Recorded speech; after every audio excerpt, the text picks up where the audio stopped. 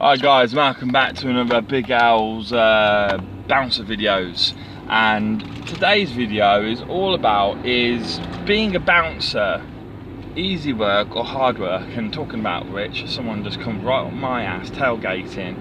I'm going 30, speed limit's 30, and they're trying to go past me, like obviously at like 50 miles per hour.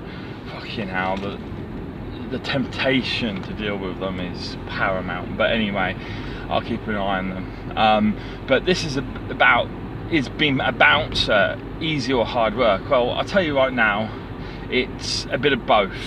First of all, I mean, the number of times I had when I was on the door, people come up to me, not young lads either, not young teenagers who don't know better. We're talking people in their 30s, people who dare I say, gave me the impression they were illegal immigrants also, and so thought that, oh, you know, I can get any job, you know, by just going up and asking. Now, I've gone up and asked for work before. I've gone up to places and asked for work before, but I've gone to places like factories and things like that, places where I know I have the qualifications or the experience or whatever, and places where they don't need skilled labour. You don't need specific training to be able to apply and get the job. I'm aware of the limitations, whereas obviously these fellas who did it, and it would happen once every 2-3 weeks, a guy would come up to you and give you your number and say, oh, give us a call if there's ever a job, if you're ever a man short, you know, that kind of thing. And we're like, yeah, all right, mate, all right. And as soon as he's gone, you'd kind of tear up the piece of paper, so to speak, or you delete it off your phone, and how far back you go. But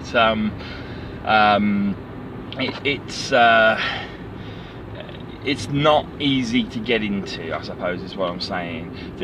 Getting into becoming a bouncer is hard work. You need to get SIA licensing. Now, you can do that for your adult community centre, and I believe if you're like, I remember when I was getting my licence, I had to pay for my licence, I had to pay for my training, and I believe the training at that point in time cost roughly just under £500, about 450.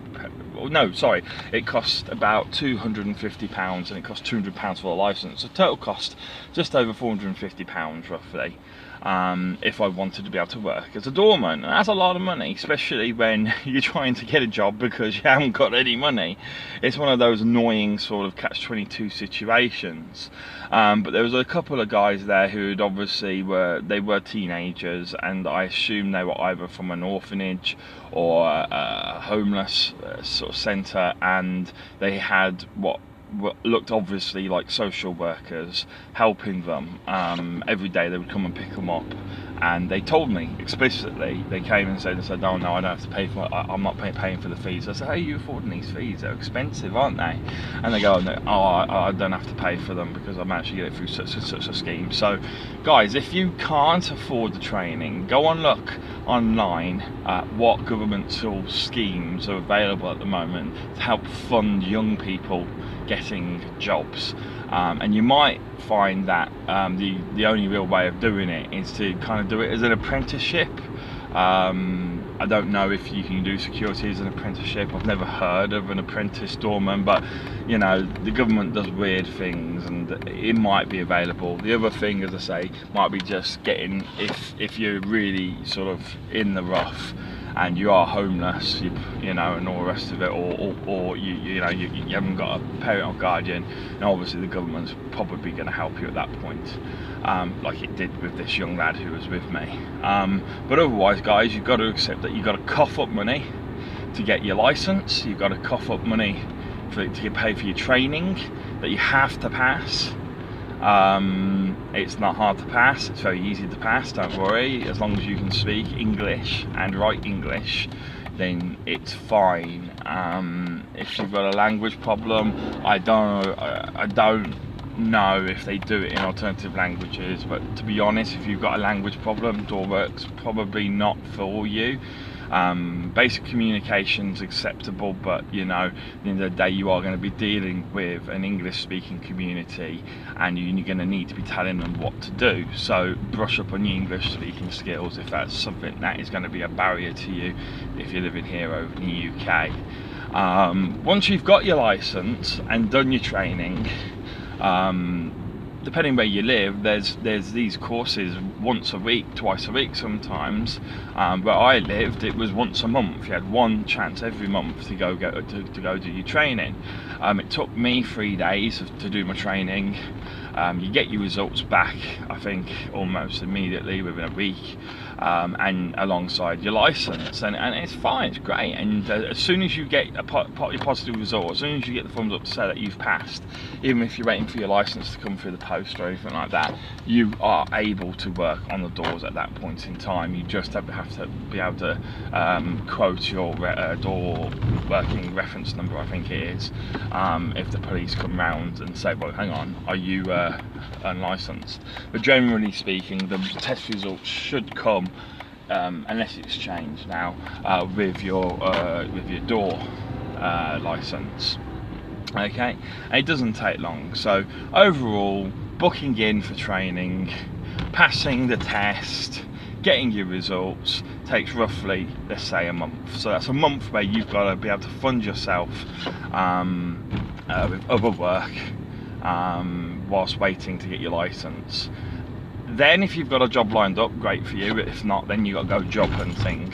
But this video is not about how to get a job as a doorman. There's plenty of videos that I have on here on how to get jobs as a doorman, or my advice is on working as a doorman.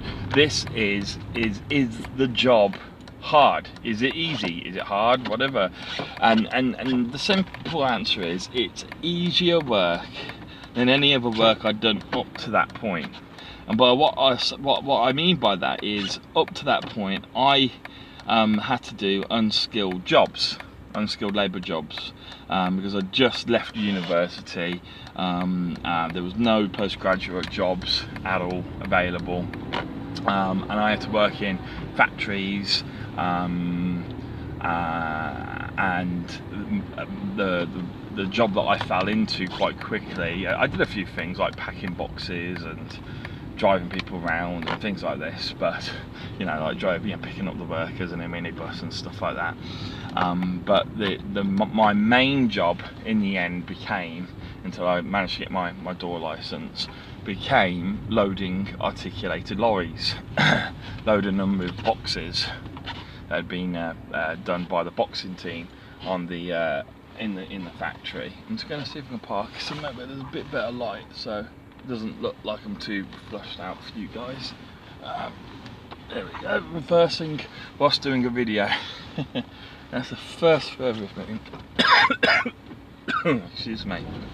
Okay, so it was a lot easier than that. The reason is because those kind of works, working in the factory, so on and so forth, require long hours. I mean, really, really long hours sometimes. And if you don't take the work that is offered you, the extra work, the overshift work, then you don't always get a phone call back. You know, if you're not on contract, if you're doing temporary work, you don't get a phone call back. So you've got to always accept when they say you've done your 8-hour shift. They go, oh, we've got another 4 hours, you want to do it? Even if you've got a date, even if you're just knackered, even if you're going to a football game or whatever, you kind of got to say yes, because if you don't, you're not going to get asked back. You're not going to get your job back. You could, but the chances are against you. They like the people who work their asses off and keep coming and coming and coming and don't basically have lives.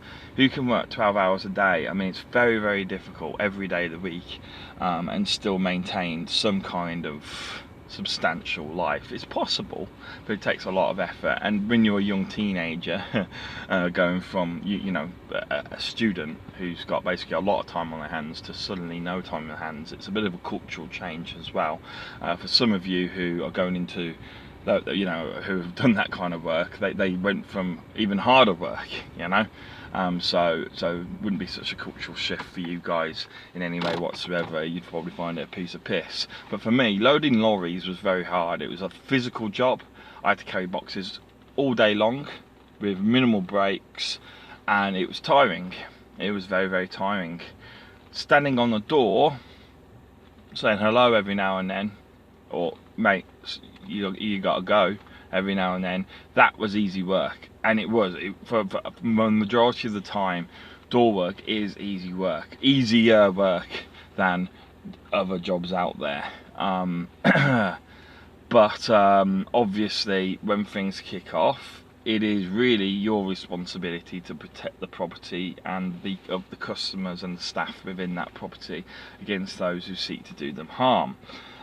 Then you're earning your money, but that doesn't happen in most places that often. You'd be surprised. A lot of places are not that violent. I mean, it does get violent. It's not like, oh, it's more like, oh, I don't know what you mean, man. Get out my face, instead of just bang. You know what I mean? So it's a different ball game. I was talking to someone the other day, and believe it or not, I couldn't believe that their place. I said, you know, that place. I said, you got really good doorman there. I can't believe that they've brought his where he works down to a one-man door. That is a team where you're by yourself. One-man door, one man working on the door. You should always work in minimum of pairs. That way, if you get clobbered over the back of the head, there's someone there to protect you. That's what it's there for. And one of you can watch. If there's normally 2 exits into the building, the end, the front and the back, so you can watch different exits as well and things like that. And one of you can work outside, one of you can work the inside. So there's numerous reasons as to why you would always want to do a 2-man team rather than a 1-man team. But the first and top reason is safety. Now, I've done 1-man teams myself before, but but they are hard. But they always were scheduled by the pubs that I worked for on days when it was quiet, like a Sunday, when all you did is get, more likely or not, your locals. You get the occasional stag party trying to come in, causing trouble every now and then, but they were easy to handle. But this place is a rough pub, a roughish pub, not as rough as where I worked, and they've dropped their work down to a 1-man team, and that's the problem. What they're doing is, this video is really also, not only is it hard to be a bouncer, it's hard to be a bouncer in this world, especially now, even a few years ago, compared to the few years ago that I used to do it, because there's less jobs out there, there's less work, because the accountants behind the scene are all looking at the figures and going, well, we only need 1 security guy, and then we've ticked that box to say that we've got security. We don't need 2 people. Fuck his £10 an hour, or £7 an hour, or £14 an hour, whatever he's getting paid. They're the normal range between £7 and £14 an hour. We can save a lot of money here. He gets way more than what a typical bar staff goes. Get rid of him, get a bar staff, and another bar server, and we still save money. Let's do that, bang. And that's the way the accountants see it.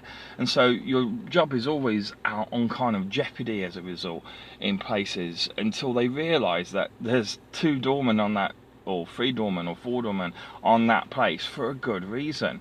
And this particular pub is particularly, it doesn't kick off often, man. It kicks off every night, roughly, a little bit, but it's all that pushing and shouting and screaming. It's all verbal and minor physical contact between customers, and it's easy enough to let the customers burn themselves out than get involved yourself.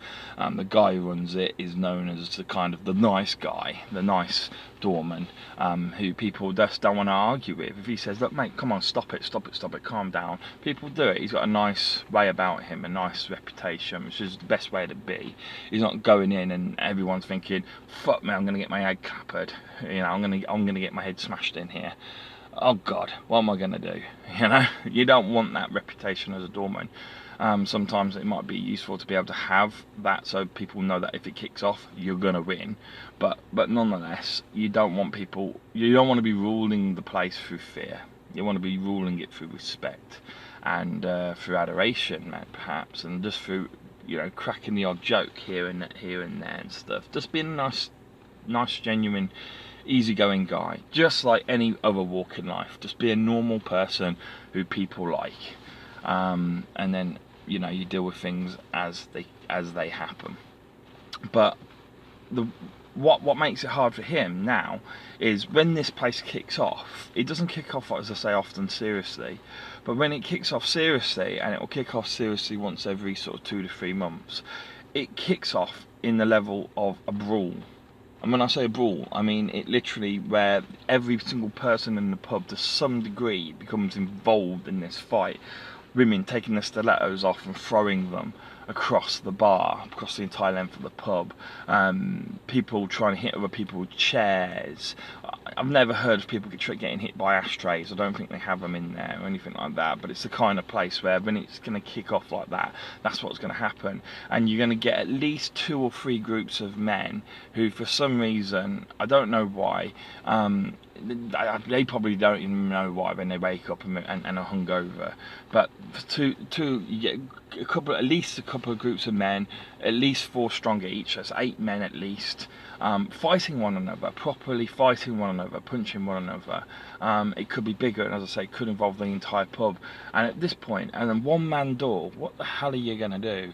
It's hard to take on,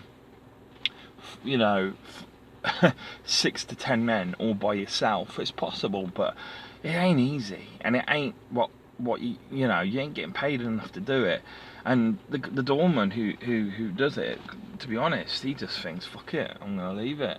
I'll let them hurt each other, and once they've knocked each other out, then I'll pull them out. And to be honest, that's the right thing to do in that situation. In many respects, it's not in my blood to do that. I would want to literally go in there and start cracking heads. But here's the thing, because I said to the person, this is a conversation I was having. I said to him, I said, why don't you just flick the CCTV off when a brawl or something like that happens? Why doesn't the doorman just radio management or have access themselves to the switch to CCTV and go like that, click it off, or click it off in a certain area, it goes out, and then go in and crack some heads, because that's what we used to do when there was a brawl, when there were fights. We used to just make sure the CCTV was either off or there were major blind spots within the pub that wasn't covered by CCTV, and that's where we dealt with the customers who were trying to cause trouble. And quickly people learn that if they try to cause trouble in our pubs, it wasn't tolerated. So we say physically it wasn't tolerated, and they'd end up getting more than what they bargained for. But they were like, well, no, they're not allowed to. The security guys aren't allowed anywhere near the CCTV security footage, and 2, they're not going to do that. And I said, well, what about the third option? Just the management saying to the police, sorry, we haven't got any CCTV records, something's going to happen. The police ain't going to go get a warrant to force the pub to give the CCTV coverage.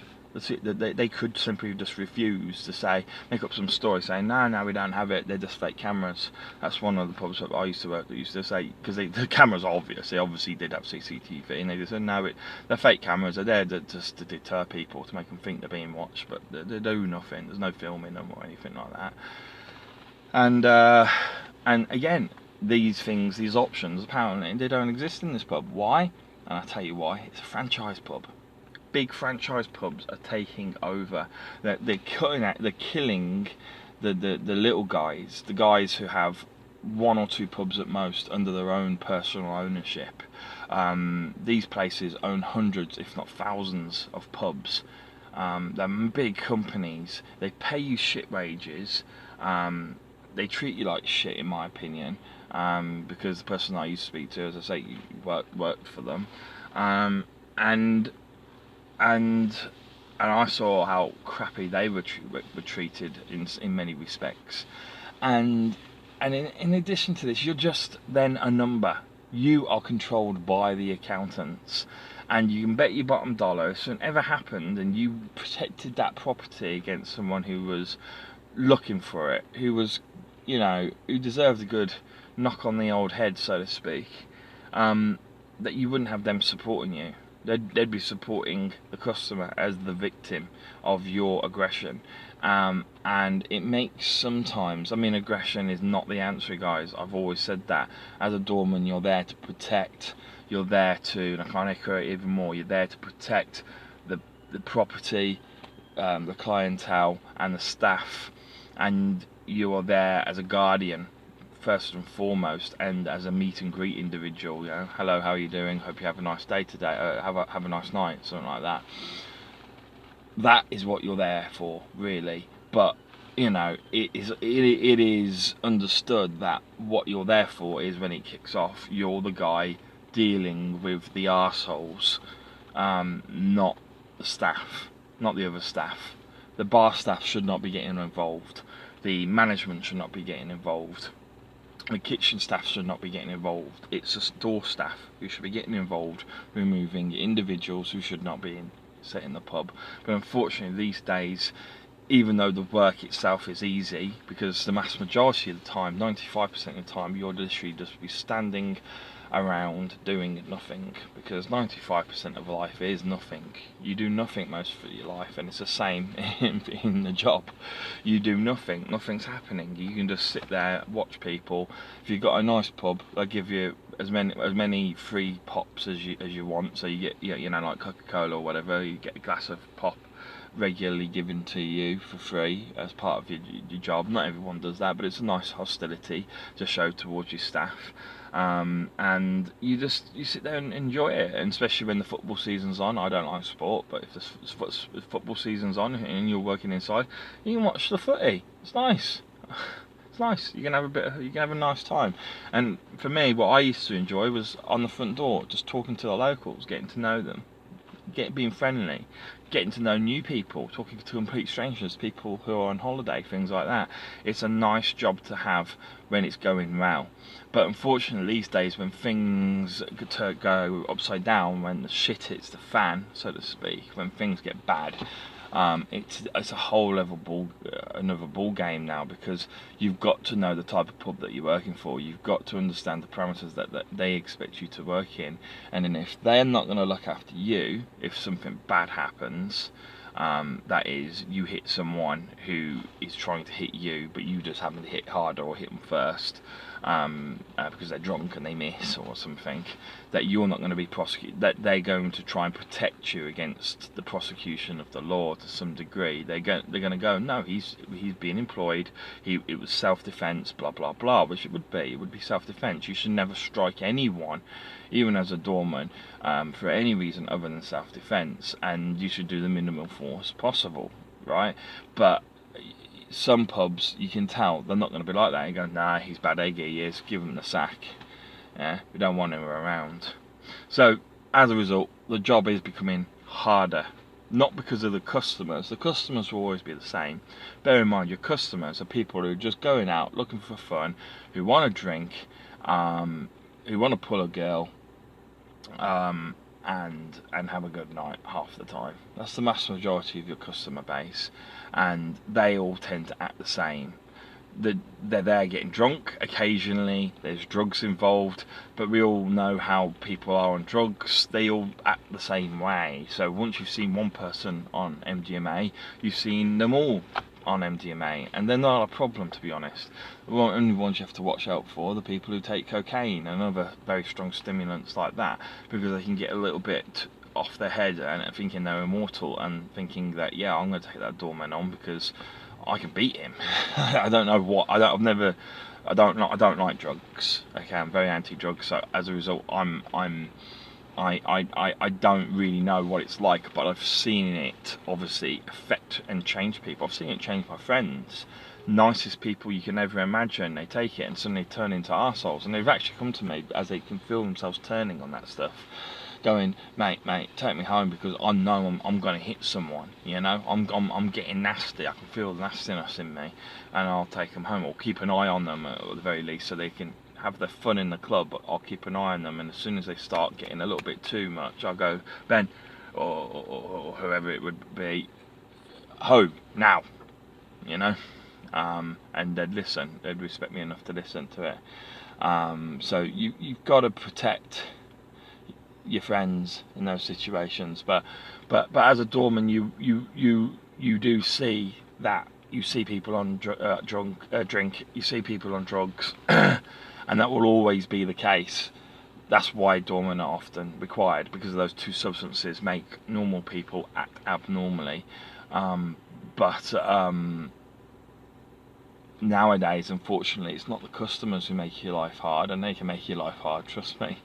It's the staff, not the staff, the management, the accountants, the pen pushers, the owners of the pubs, so to speak. But that's enough ranting and raving. I hope you enjoyed it, guys. It's just a little talk whilst I drove down to the gym. I'm hoping to have a good workout today. Maybe some deadlift to see what we can do and pump some iron. See you soon.